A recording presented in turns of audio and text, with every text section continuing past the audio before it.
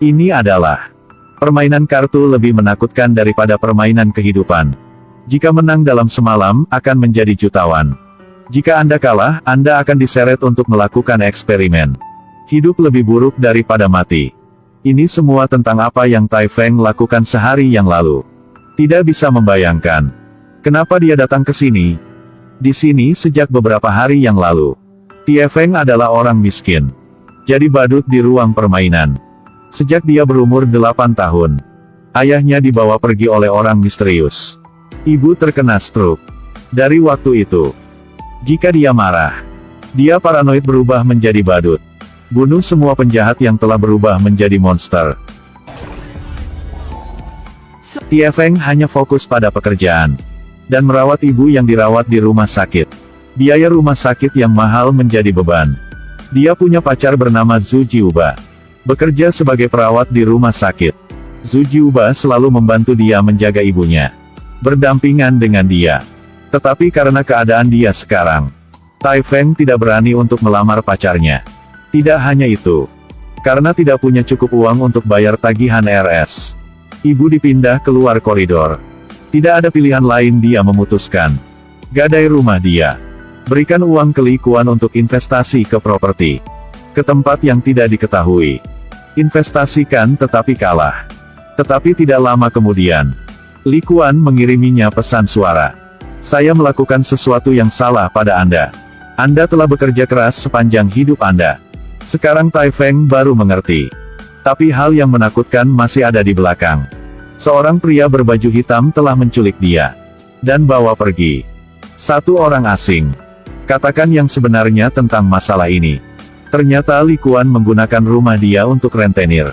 Datang ke Makau untuk berjudi. Akhirnya kalah semua uangnya. Tai Feng menjadi penjamin untuk Li Kuan. Sekarang dia hutang lebih dari 600.000 yen. Tai Feng harus bayar untuk Li Kuan. Orang tua ini juga membantu dia dengan perhitungan. Jika sekarang dia melakukan 4 kerjaan sekaligus. Tidak makan dan minum harus habis 30 tahun untuk bayar semua utangnya. Tai Feng putus asa. Dia benar-benar tidak bisa. Sekarang mereka memberi dia solusi. Naik ke satu kapal. Bergabung dalam satu permainan. Jika menang semua hutang akan hilang. Juga dapatkan uang dalam jumlah besar. Kalah berartinya mati. Tai Feng tidak punya pilihan selain naik ke kapal. Di atas kapal ada macam-macam orang jahat, baik. Kelihatan semua sangat galak. Dari berbagai negara. Mereka datang ke satu kamar mewah. Pada saat yang sama memakai alat juru bahasa. Pria berbaju hitam membaca aturan permainan. Permainannya sangat sederhana. Itu batu kertas gunting. Di tangan setiap orang, akan ada beberapa kartu. Batu kertas gunting masing-masing ada 4 kartu. Dan setiap orang akan punya 3 bintang. Sebagai kehidupan mereka. Jika menang, akan mendapatkan 1 bintang. Jika kalah akan hilang 1.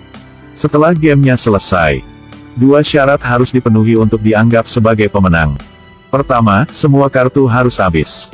Kedua, minimum harus ada 3 bintang. Setiap orang akan ada 1 kesempatan untuk pinjam.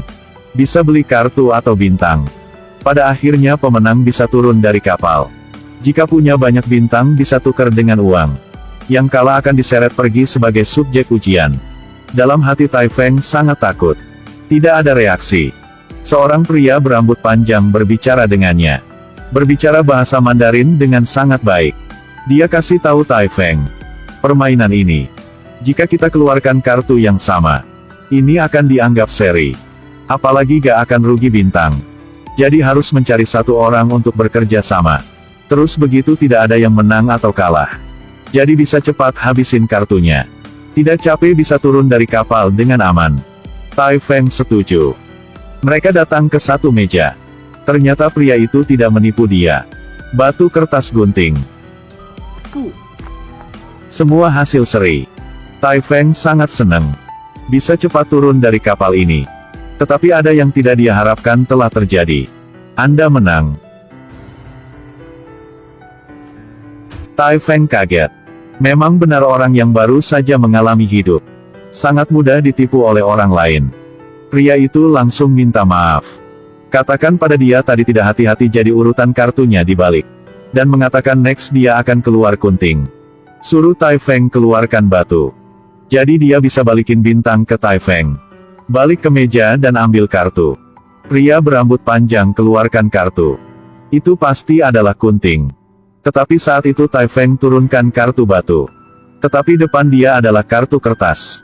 Tai Feng kalah lagi. Sekarang pria itu senyum sinis. Jadi dia menggunakan tangan dia untuk tukar kartunya. Kau berani menipu. Dia melanggar hukum. Tai Feng hanya sisa 1 bintang. Sangat cepat dia merasa tidak nyaman.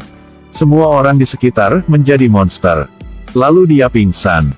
Tai Feng dibangunkan oleh orang lain. Li Kuan telah menipu Anda.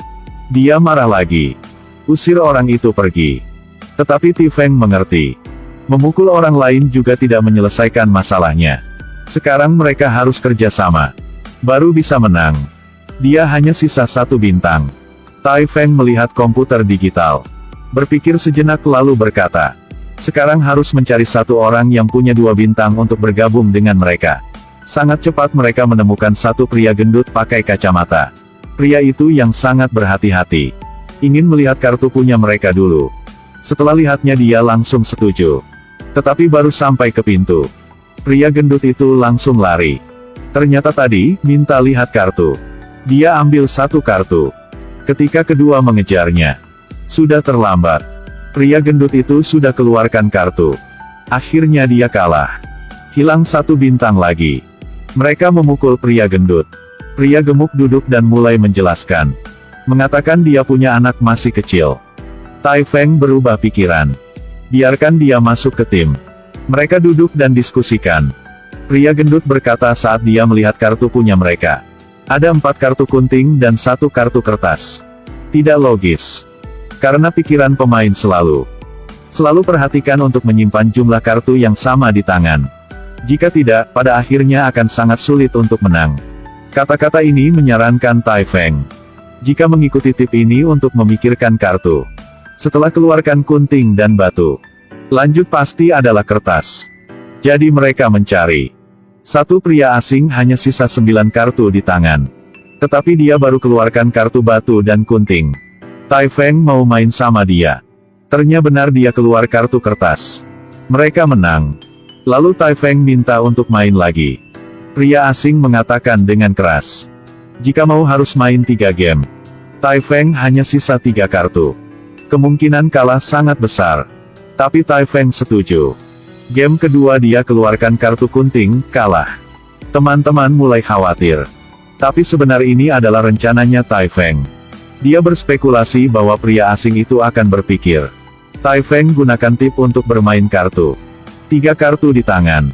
Pasti adalah Kunting, batu dan kertas. Game pertama dia keluarkan batu. Menangkan Tai Feng. 2 game lagi dia akan keluar 2 kartu batu. Pasti akan menang. Tapi yang tidak dia duga adalah kartu punya Tai Feng adalah Kunting. Hasilnya Tai Feng menang 2 kali. Tim Ti Feng mendapatkan 2 bintang lagi. Tetapi jarak antara mereka harus memenangkan 4 bintang lagi. Sekarang Tai Feng baru menemukan. Komputer menunjukkan kartu kertas adalah yang paling sedikit. Jadi dia coba menghitung. Beli kartu batu. Menunggu kartu kertas mulai habis. Jadi hanya sisa kartu Kunting. Kalau begitu mereka tidak bisa kalah. Mereka mulai beraksi. Pinjam 500.000 yen cash. Menggunakan 100.000 yen untuk membeli 30 kartu batu. Tapi semuanya tidak berjalan sesuai rencana. Tidak lama sebelum mereka tahu kartu kertas tidak ada pengurangan kuantitas. Hanya kartu gunting yang semakin sedikit. Jadi di saat mereka beli kartu, ada yang lihatin. Dia datang. Ingin bermain sama Tai Feng dengan muka yang sangat sombong. Pertaruhkan dengan uangnya saja. Ternyata mereka adalah penguntit.